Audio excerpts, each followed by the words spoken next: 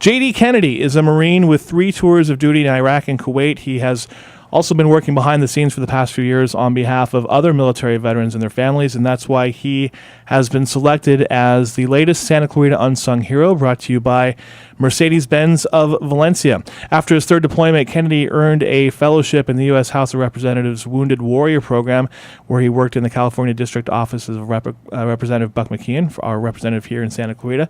And while assisting veterans with VA benefits and other issues, he also earned a Bachelor's of Science degree from Bradman University through COC's University Center. He also graduated from the Wounded Warrior Program in March of last year. He was appointed to a full-time position as Congressman McKeon's district representative, and in that role, he gets to focus on housing and job placement for veterans and to help them get their Veterans Administration disability claims and lots more. He's also commander of the Newhall American Legion Post. I'm sure we've embarrassed him enough, so we'll get him on the air with us right now. He's our unsung hero, J.D. Kennedy. J.D., how are you? I'm good. Thanks for having me. And thank you for doing it, and congratulations on being selected.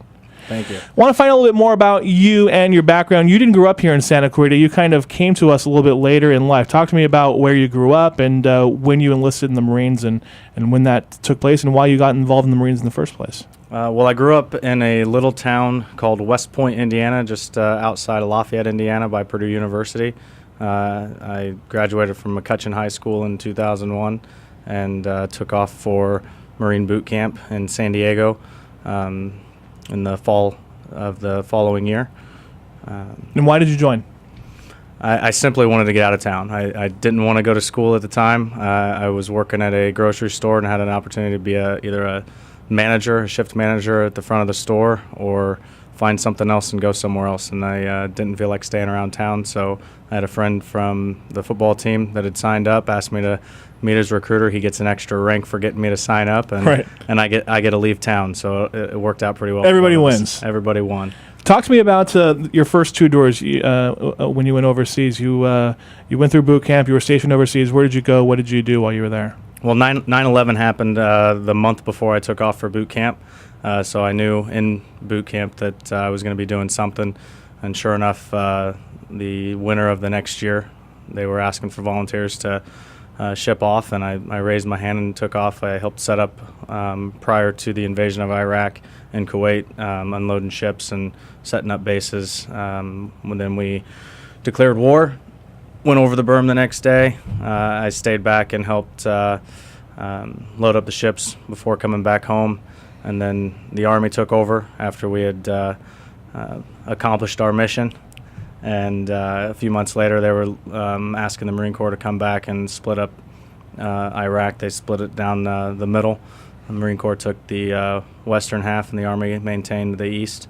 And I was back for another, I think that tour was about 7 months. That was the second one. Right. Right.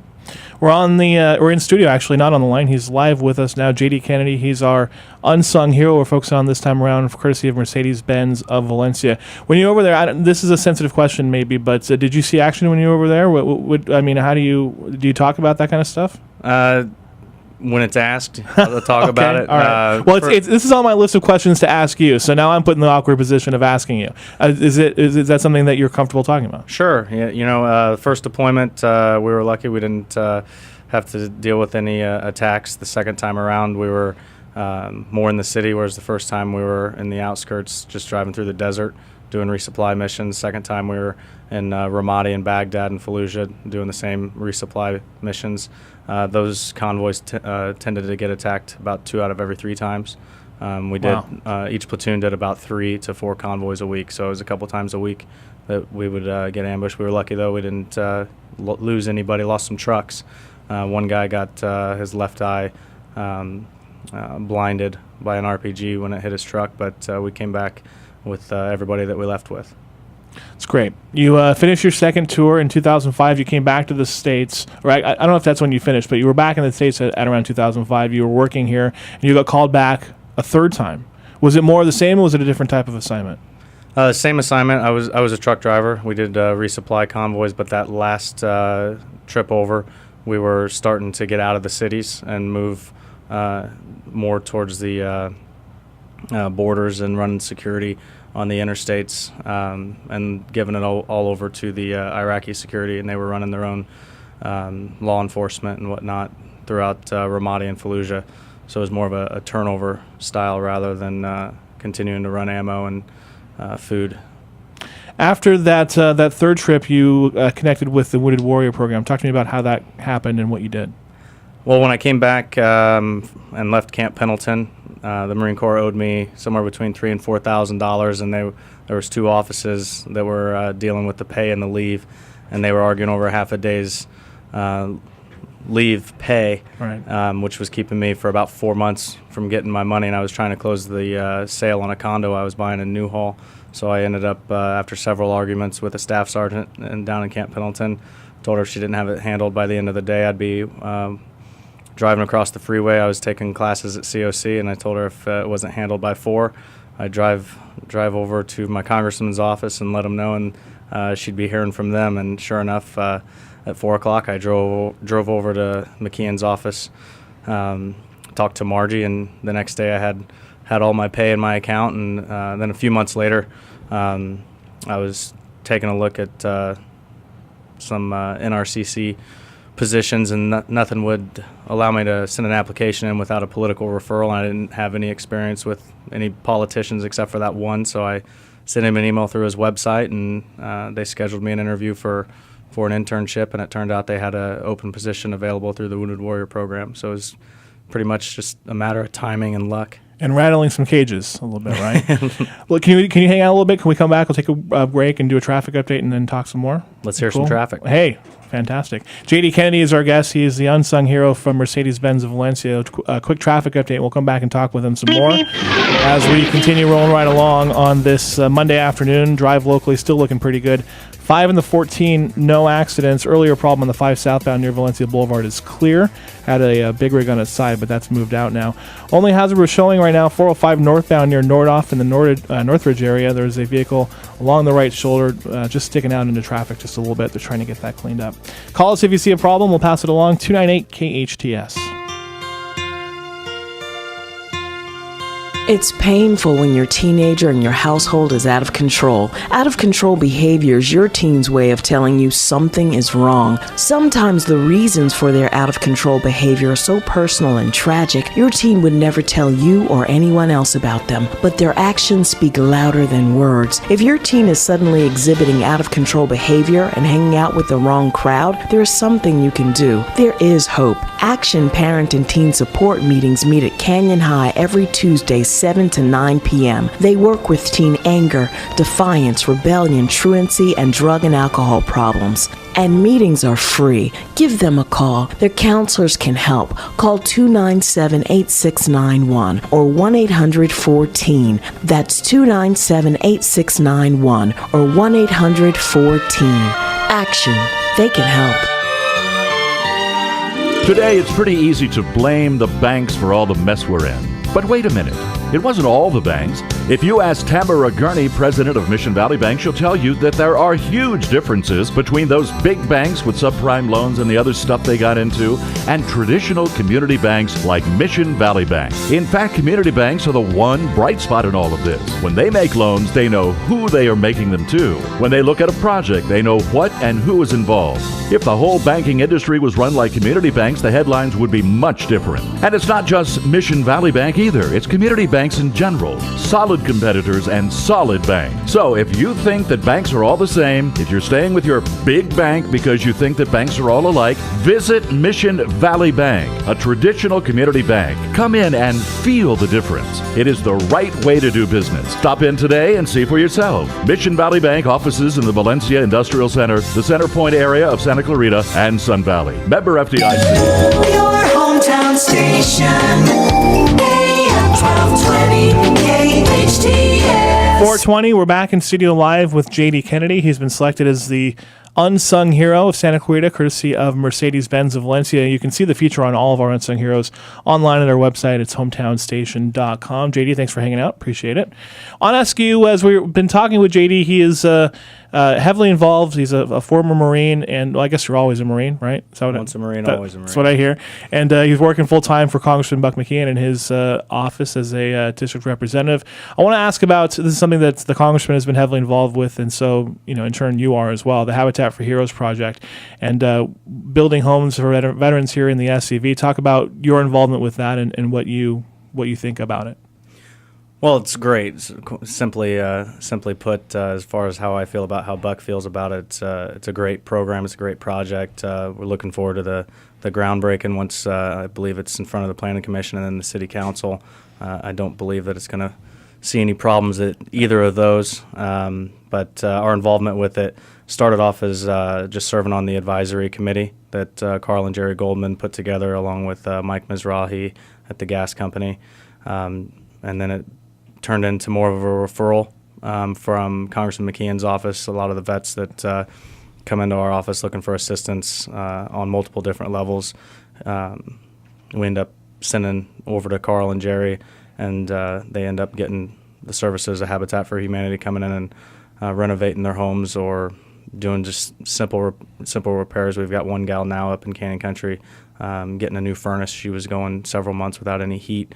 We found out about it and been able to help her out. And then as far as the American Legion was involved with it, they came in and offered to renovate our hall. So we turned around and started raising money for the program. And last year we raised a little over $15,000 through several different events, along with one really large donation from an anonymous donor. Very good. Special event coming up for Habitat for Heroes in March. It's the Habitat for Heroes Builders Ball. Tell us about that. Well, it's an event that I believe KHTS is a partner of. I know I'm going. Okay. I'm looking forward to it. I know I wrote a letter of support, and we'll be there honoring Carl and Jerry along with the gas company. It's their big event of the year. They raise a lot of money to support everything they do, Habitat for Humanity and Habitat for Heroes all together. But as far as the details go, I'd be looking to you for those. I have those, and I'll point people to the website, hometownstation.com. There you go. We'll get them there. We're in studio with J.D. Kennedy, our unsung hero from Mercedes-Benz of Valencia. When did you become commander of the American Legion post here in Newhall? What do you do as the commander there? Well, I was elected last May. We hold our elections, our nominations are in May, and then June are elections. So it's been just about a year, coming up here in a few months. As commander, you have the responsibility for really overseeing the whole operation. It's a veteran service organization chartered by Congress to assist veterans with filing disability claims. We've got a full-time veteran service officer that goes over and does outreach at the senior center along with assistant members, Fred Stanzioni. And along with that, we've partnered with the Santa Clarita Chamber of Commerce with the Ian Gellig Scholarship. We host an annual fundraiser to support that scholarship. It's in memory of Sergeant Ian Gellig, who we lost in March of 2010. And it's a $2,000 scholarship, $500 semester for any Santa Clarita veteran who is going to college. What is the event coming up that the Legion is doing on April 25th? April 25th. It's just like any chamber dinner, fundraiser dinner that you'll see with any other charity, but we've got the director of the Los Angeles VA coming to speak to business owners. We're doing a big push to business owners to come and learn all the different VA-funded programs for hiring veterans. There's several of them, actually. Congressman McKeon is about to hire a veteran using a program called the Non-Paid Work Experience. It is a paid position, but what's nice about that is it doesn't have to come out of the budget for the office that's doing the hiring and the employing. The VA pays that salary. And there's several others that businesses may be interested in, like the VA on-the-job training program. And that's available for any private business that wants to hire a vet, and it pays 50% of the salary that business decides the veteran should make for the first 12 months. Wow. So the VA covers 50% and the employer covers the other 50%. So he'll be coming and giving a little 30 to 45-minute lesson on how to do outreach to vets and how to access those funds.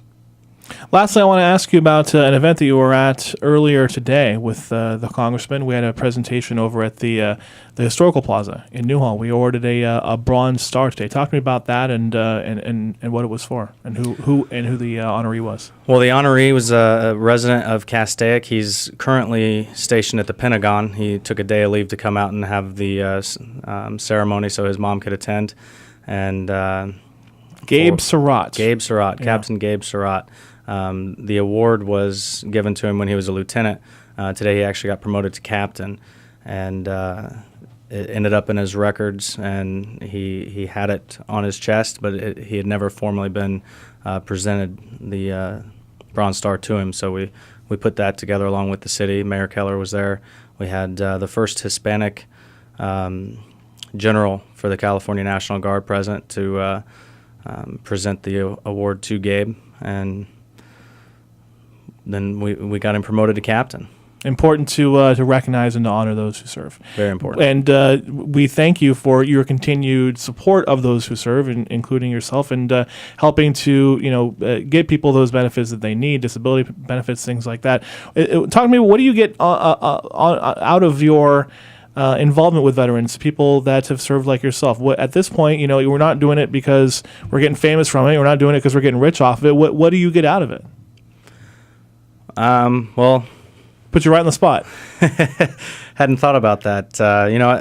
I think that's most telling is, you haven't really thought about it. You haven't thought about what there is to get out of it, which I think it's telling, and it's huge because a lot of people, are only kind of interested in what am I going to get from this, or how is this going to benefit me? You haven't thought about it. That says a lot about you. But if you want to try and answer, I certainly encourage you to do so. Well, I do get a paycheck. Buck takes care of me pretty good. But you know what? I enjoy doing it. I'm in a unique position, I think, to be able to serve for the chairman of the Armed Services Committee as he's pushing to make some good changes and upgrades to the VA system. We see a lot of vets come in our office who have just been struggling with the system as a whole, for different things, the disability claims, education, getting some housing benefits, job placement, and the system altogether just hasn't been efficient, I don't think, ever.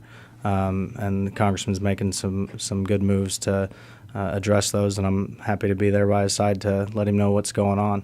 Appreciate you taking the time, JD. Thank you very much. Thank you. JD Kennedy, he's our unsung hero, courtesy of Mercedes-Benz of Valencia. The full interview, video and audio, will be on our website, I believe tomorrow at hometownstation.com. Traffic next.